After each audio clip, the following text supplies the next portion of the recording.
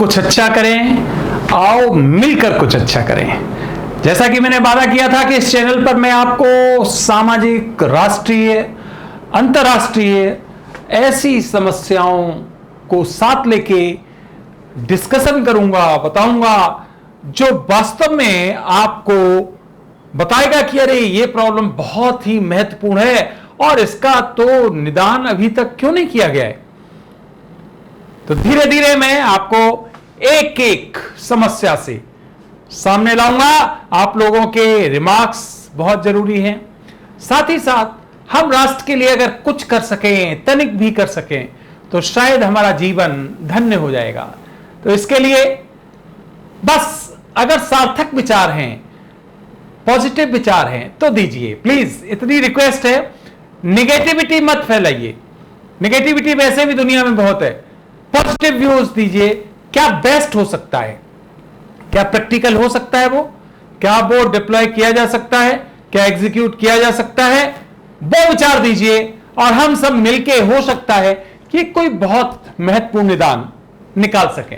तो आज एक बहुत बड़ी प्रॉब्लम मैं उठाने जा रहा हूं आप सभी के सामने, और वो है पॉलिटिक्स के बारे में। ये बुक मैंने लिखी थी, मैंने आपको बताया था। मैंने बहुत प्रयास किए समाज के लिए, राष्ट्र के लिए, कई सामाजिक संस्थाओं की स्थापना की।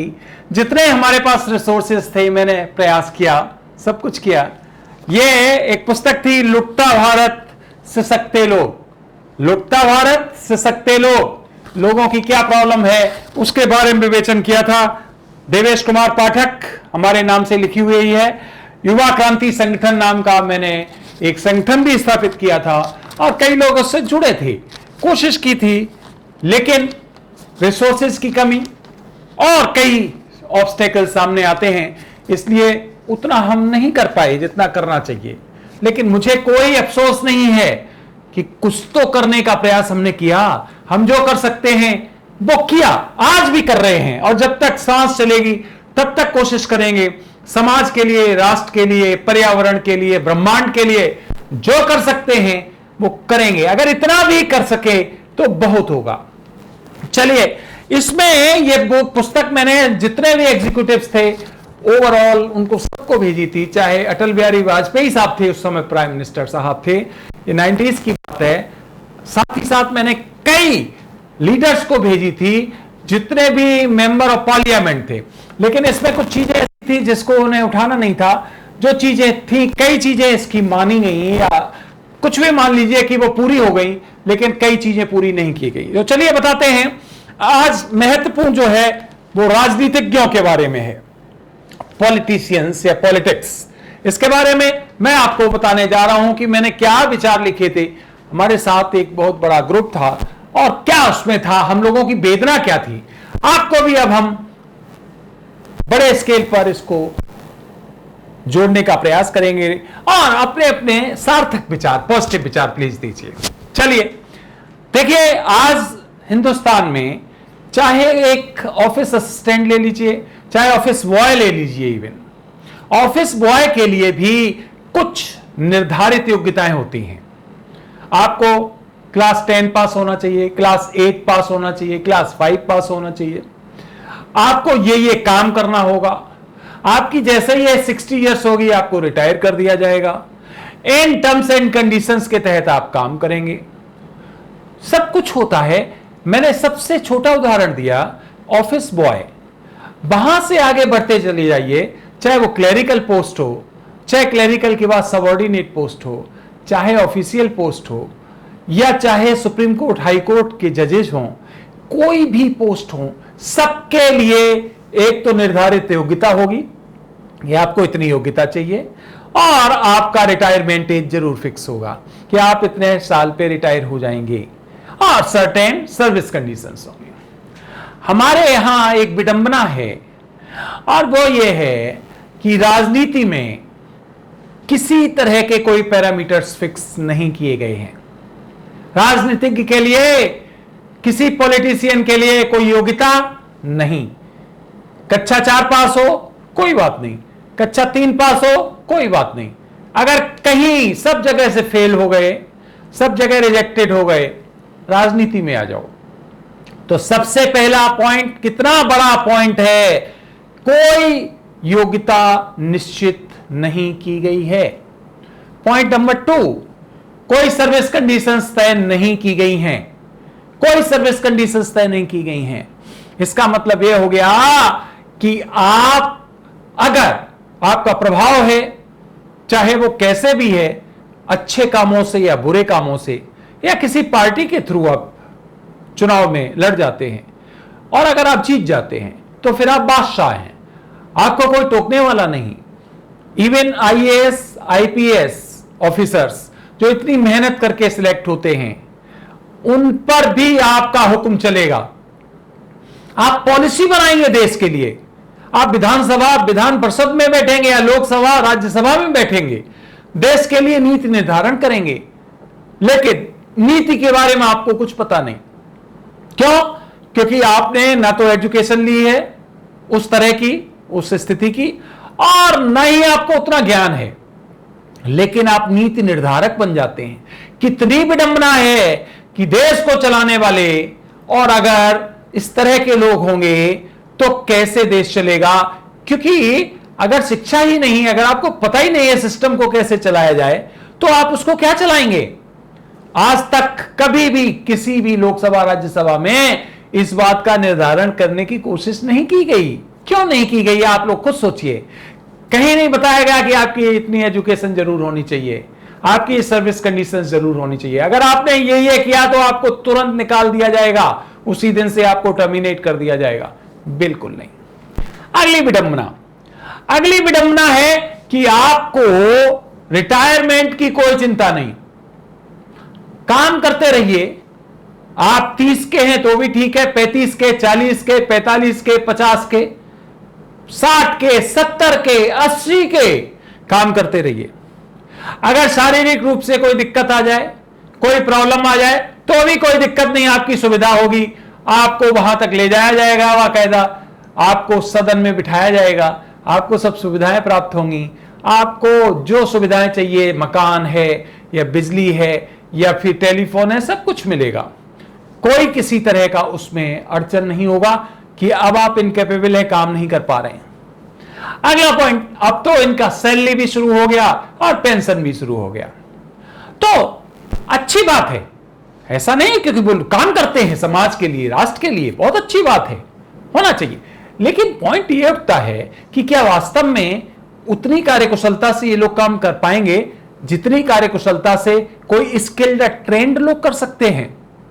तो सरकार ने आज तक क्यों नहीं सोचा कि हमें एक पॉलिटिकल प्रोफेशनल कोर्स शुरू करना चाहिए, जैसे और कोर्सेज शुरू होते हैं वैसे हमें ये क्यों नहीं करना चाहिए। उसमें सोशल सर्विसेज के लिए भी एक खंड होना चाहिए और उसके थ्रू निकल के, जैसे एमबीए होता है, उसके थ्रू निकल के 5 साल का ये कोर्स होना चाहिए जिसमें व्यक्ति को सब कुछ बताया जाए, देश के कानूनों के बारे में बताया जाए, देश की पूरी सोशल सिस्टम के बारे में बताया जाए, कहां पर कौन से राज्य में क्या व्यवस्थाएं हैं, हमारा संविधान क्या है, इन सब बातों के बारे में पहले बताया जाए। एग्जिस्टिंग परिस्थितियां क्या हैं, इनमें कैसे सुधार हो सकता है, देश को विकास के मार्ग पर कैसे ले जाया जा सकता है।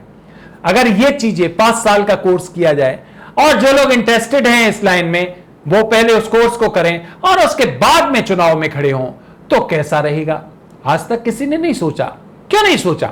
सबसे जरूरी है, सबसे प्राइम है पॉलिटिकल, लोकसभा राज्यसभा या फिर विधानसभा विधान परिषद, ये हमारे लिए कानून बनाते हैं, ये हमारे मालिक होते हैं, और इन्हीं की एजुकेशन के बारे में कोई बात नहीं करता है। ये जो कह दें वो ही फाइनल है। अरे भाई, ऐसा कैसे हो सकता है जब आपको खुद ही ज्ञान नहीं है उस चीज का। ज्यादातर लोगों को देखा होगा, आज आपने सब कुछ पढ़ा हुआ है, नेट पे देख सकते हो कि क्रिमिनल केसेस में फंसे हुए हैं, गलत केसेस में, रिश्वत में, दुराचार में कई लोग फंसे हुए और फिर भी कंटिन्यू कर रहे हैं। तो क्या इनके लिए एक्शन नहीं होना चाहिए कि अगर आपने ऐसा कोई काम किया है तो इमीडिएटली आपको यहां से आउट किया जाएगा, आपकी सदस्यता समाप्त कर दी जाएगी। इसमें 1 महीना, 2 महीने, 3 महीने का टाइम मैक्सिमम ले लीजिए, बहुत ज्यादा टाइम लेने की क्या जरूरत है।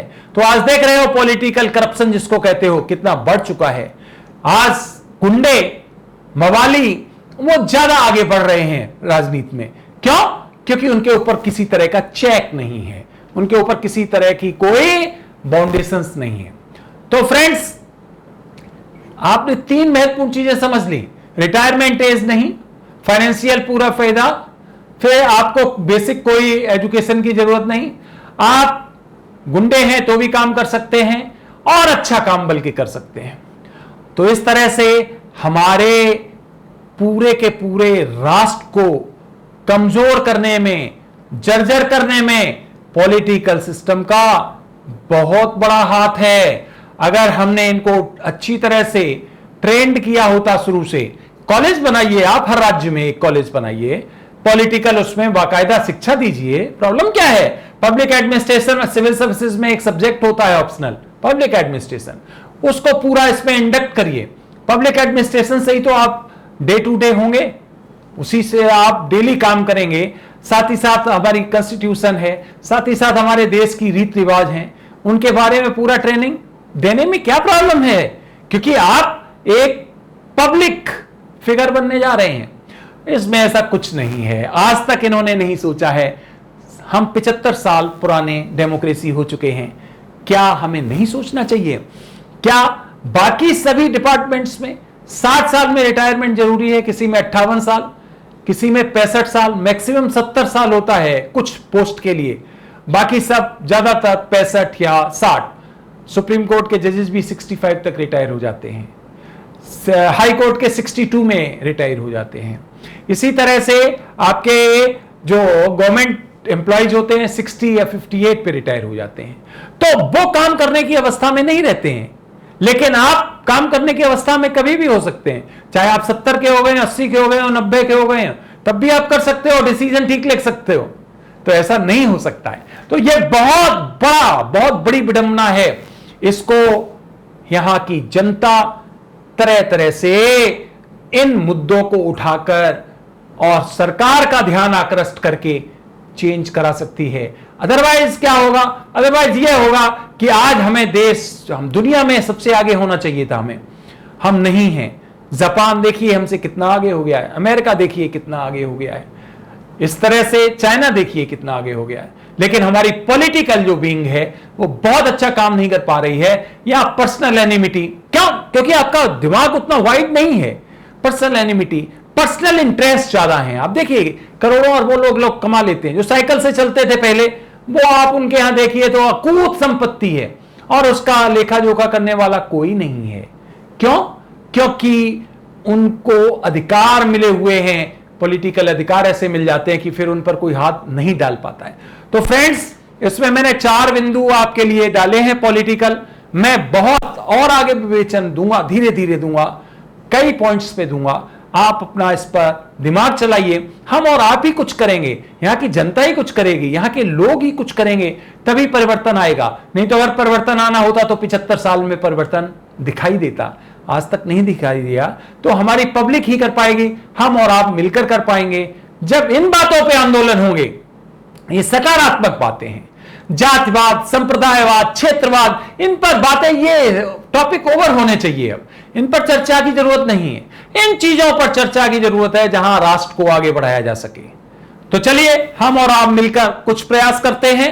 अगर थोड़ा सा भी हमें सफलता मिलेगी तो हमारे आगे आने वाली पीढ़ी हो सकता है उसको और आगे ले जाएगी और सुधार की जरूर गुंजाइश जागेगी। क्योंकि हमें पॉजिटिव रहना चाहिए, नेगेटिव नहीं रहना चाहिए। तो फ्रेंड्स, इस वीडियो में बस इतना ही।